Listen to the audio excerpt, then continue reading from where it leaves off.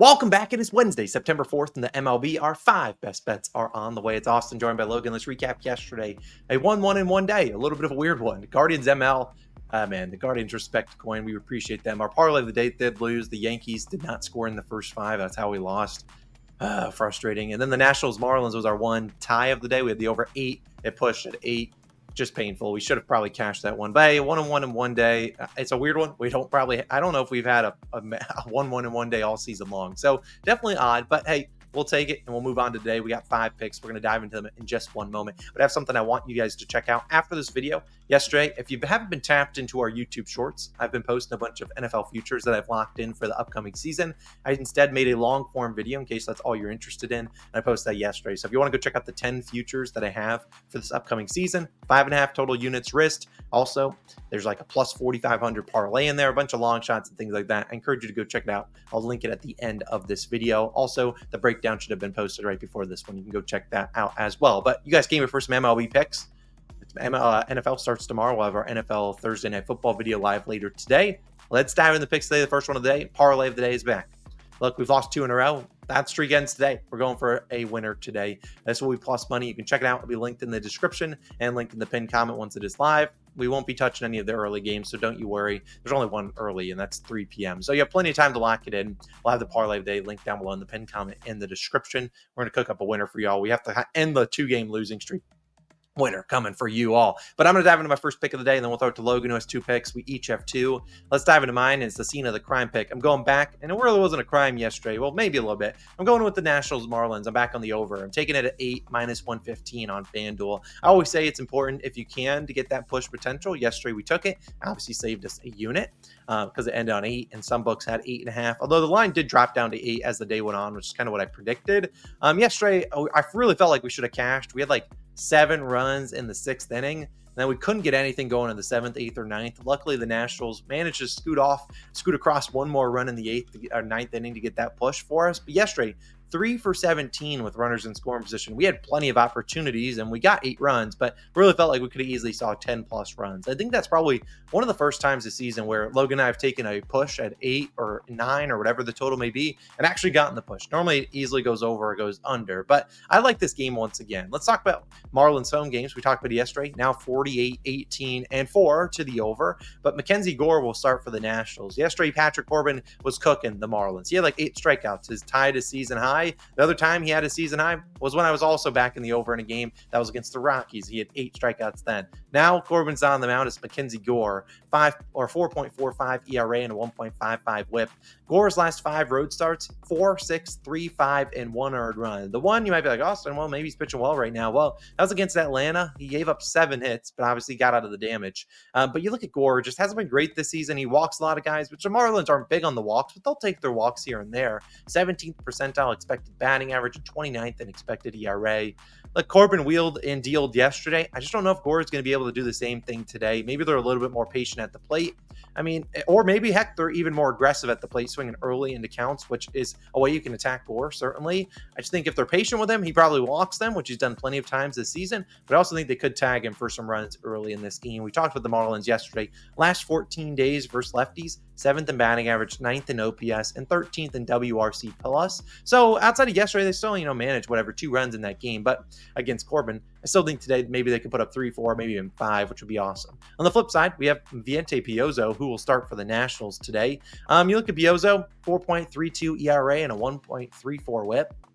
He hasn't been great. He has especially been bad at home, where he has a 5.87 ERA. His last 2 starts, 5 and 6 earned runs. One of those was in Colorado, but I think he gave up 2 or 3 home runs in each of those starts. And that's not a surprise because you look at his underlying metrics. Piozo this season, 1st percentile in ground ball rate, 2nd in hard hit percentage, 3rd in barrel percentage, and then 6th in chase rate and 9th in whiff percentage. So he's not getting whiffs. And when the ball gets connected with the barrel, there's a lot of hard contact, and that's, I feel like, a way that we could see the Nationals pour on some runs. We saw a lot of contribution from the bottom of their lineup in Ruiz and Jacob Young yesterday. Each of those guys had 3 hits apiece. Maybe the top of the lineup can do their job today as well. I really like some runs off Piozo and Gore. And then when you get to the bullpens, they both held things down yesterday, but they still haven't been good. Last 14 days, Nationals a 4.35 ERA, 19th in the majors, and the Marlins a 5.55 ERA, 25th. So I really think there's at least 8 runs in this game, if not 9, 10, 11, maybe even more than that. I love the over, running it back. Look, yesterday we got the push, so we didn't lose any money. Today we're winning some money in Miami. Give me the over 8 in that game. But Logan, got a pick for the people today, and I'm sure they'll love this one. You're backing the team on the money line. Who's it going to be? Yeah, so yesterday I backed the team on the money line that respected money in the Guardians. Today, it's a little bit controversial because it's a team that has actually burned our money when we tried. But I really like this spot. It's the Texas Rangers on the money line, -102 odds on FanDuel is your best value there. Now, yes, the Rangers have not respected coin this year. They've been a terrible team coming off their World Series. But I like them in this spot. They have a little bit of momentum on their side in this one. Coming off the Grand Slam win last night, I expect them to be able to, come out of this game with some sort of momentum. I don't care what you want to say. When you win a walk-off game like that, if you have to, some of that has to carry over. And I like who's starting for today for the Rangers. It's Nathan Eovaldi, 3.6 ERA and a 1.06 WHIP. Yeah, playoff Nate. He was solid for us, in the playoff run. This year, up and down starts for Eovaldi. Faced the Yankees in August, went 3 innings, pitched 3 earned runs. I can't remember why it was only 3 innings. Either he wasn't efficient or he was coming off injury. I don't remember why he didn't go deep into that game. But I like what I'm seeing of Eovaldi in now, because that was back in August. Eovaldi should have some momentum on his side. His last 2 starts, he recorded wins, which is what we need to see, because Eovaldi can go out and pitch really solid 6 innings, 1 or 2 earned runs, but he has to have the run support behind him. In his last 2 starts, he has had that. Eovaldi, also, what I really like about him is he's great at inducing ground ball outs. 85th percentile in ground ball percentage. What have we always talked about with this Yankees team? They love grounding out. I mean, the Yankees over the last 2 weeks are first in ground ball percentage, and it's not even really close, 57%. And the next highest team's at 49%. So, again, Nathan Eovaldi being the ground ball type pitcher that he is, not a huge strikeout guy. He gets them every now and then, but I think he holds the Yankees offense in check in this one. Obviously, the Yankees used to see him a lot back when he was pitching with the Red Sox. So there are a lot of good, batter little statistics against Eovaldi. But that doesn't really worry me because it's a new pitcher, new scene. I think he goes out and has a solid start. And on the other side, it's Marcus Stroman starting for the Yankees, 3.81 ERA and a 1.39 WHIP. I like fading Marcus Stroman. He's on my short list of pitchers I don't mind fading. He faced the Rangers in August, went 5 innings, pitched 1 earned run in that start. So a pretty solid start for Stroman, but he is much better on the road. But worth noting, where there's a slight weakness for Stroman, is how he is third time through the order, which I think is what the Yankees try to get out of him today. I think they try to squeeze Stroman a little bit too much, and hitters have a 295 batting average off of him third time through the order. That's pretty big. I mean, because I don't see them just pulling him early, especially considering yesterday they had to use several bullpen arms once again down the stretch. Last 2 games, each of their pitchers have went 6. But they've had to use several bullpen arms. Again, the bullpen a little bit taxed in this one. I think they leave Stroman out a little bit too long. And you know what this Rangers team does? They don't like to score early. And if they score early for us, that would be amazing today. But they like to score later once they've seen the pitcher several times through the order. I think that's what they do with Stroman today. And then we go to the bullpens, which I just briefly touched on. Last 14 days, Yankees 20th in bullpen ERA, Rangers 15th in bullpen ERA. This Yankees bullpen has been a problem. I mean, they give up a lot of late runs and late inning runs recently. I think the Rangers can once again get to him. Late game, down the stretch, I like the Rangers to do damage as well. I like Eovaldi to go out and give him enough length.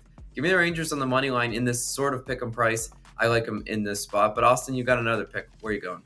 Yeah, I mean, you touched on Stroman for a second. First road start since July 27th. So he's had 5 straight home starts. Maybe he'll be a little bit shaken on the road. We'll see. My last pick of the day will actually be a first 5 team total. And I'm going out to Oakland. I'm taking the A's. First 5 team total over 1.5 at -110 on DraftKings. I do like an over in this game. I think this is a higher scoring game with JP Sears and George Kirby on the mound. But instead, I'd rather just ask the A's to get us 2 through 5. I don't mind their full game team total, but look, if they don't score 2 through 5, they're probably not hitting whatever that is, probably a 3.5 line.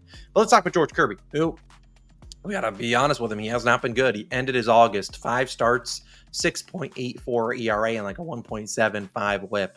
I mean, he wasn't good. In his 5 starts, he allowed 3, 6, 2, 3, and 5 earned runs. Also allowed 9 home runs in 25 innings pitched. Something about Kirby we know. He throws strikes. He doesn't walk guys. But when he was throwing strikes, teams were barreling him up, and that's why he gave up 9 home runs in 25 innings pitched. And you look at his competition, you might be like, oh, he faced some tough teams. He faced the Tigers twice, the Pirates, the Giants, and the Angels.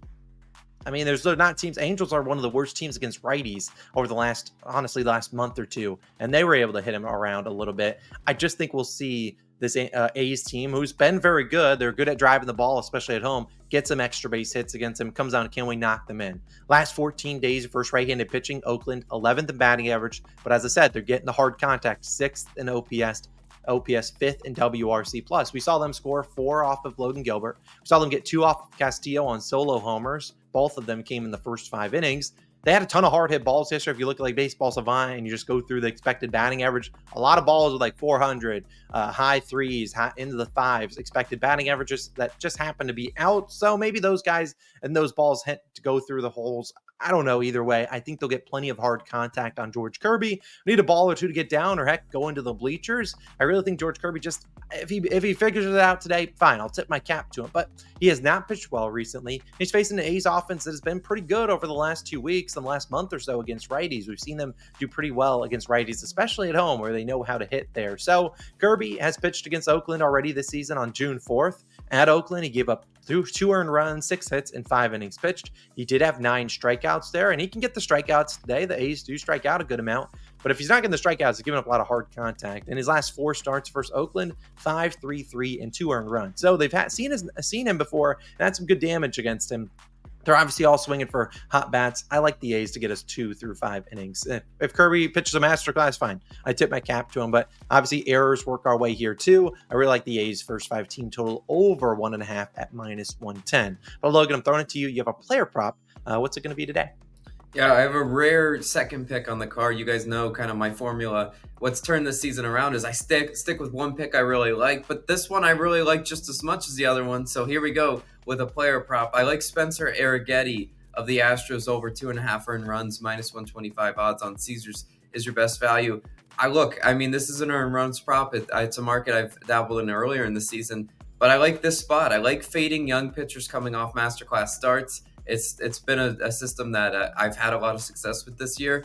Arrighetti coming off a 7 2/3 innings pitched, 0 earned run game in Philly. Yeah, Austin and I remember that one very vividly because we parlay of the day. All we needed was 1 Phillies run through 5, and no, Arrighetti no hit them through into the I think the 8th inning in that one.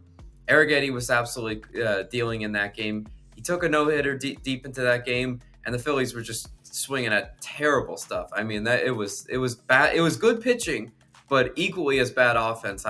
We unfortunately had to watch some of that game. Arrighetti, if you're looking at this pitcher, he's under this earned run line in back-to-back starts. But seeing a juiced earned run line like this is telling me a lot. Yes, it's a little bit of the Great American Ballpark tax, but this Reds team is hot right now. Offensively, they're seeing right-handed pitching well. 7th in batting average, 9th in OPS, 10th in WRC plus. We just saw what they did to the old man Verlander. They chased him, out of that game. He pitched a very inefficient outing. Arrighetti is not a ground ball pitcher as well. 11th percentile in ground ball percentage at only 34%.